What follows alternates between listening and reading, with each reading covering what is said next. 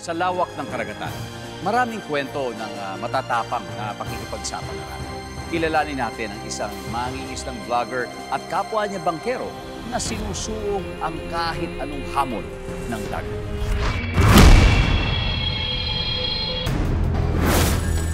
Madalas hagupitin ng bagyo ang mga isla ng Pilipinas. At ang isa sa mga pinakaapektado ng dilubyo ay ang mga mangingisdang binabayo ng bagyo. Tulad ng mangingisdang naging content creator na si Romar Bacalzo. Nang tumama ang Super Typhoon Florita noong August 2022. Inabutan sina Romar sa gitna ng Pacific Ocean. Kaya nyo na, kung gano'n lang, sige na.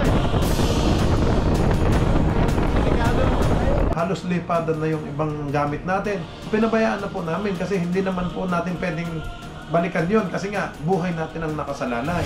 Nang humagupit naman ang bagyong Egay noong July 2023, madaling araw pa lang ay sinuog pa rin ni Romar ang malakas na ulan at mga malalaking alon.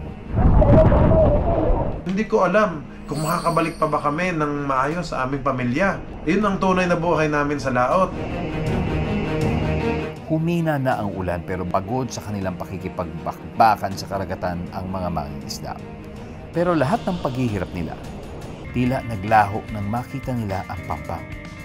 Lahat ng hirap nyo at pagod talaga ay mapapawi pag nakahuli na ng iba't ibang malalaking isda. Ang mga vlogs ni Romar tungkol sa pangingisda ay meron ng halos 130 million views. Sa tingin ko, ito na talaga ang pinaka-unique kong content. Pinayagan po tayo na sumama sa Pacific Ocean. At doon po ako nagsimulang makapag-video.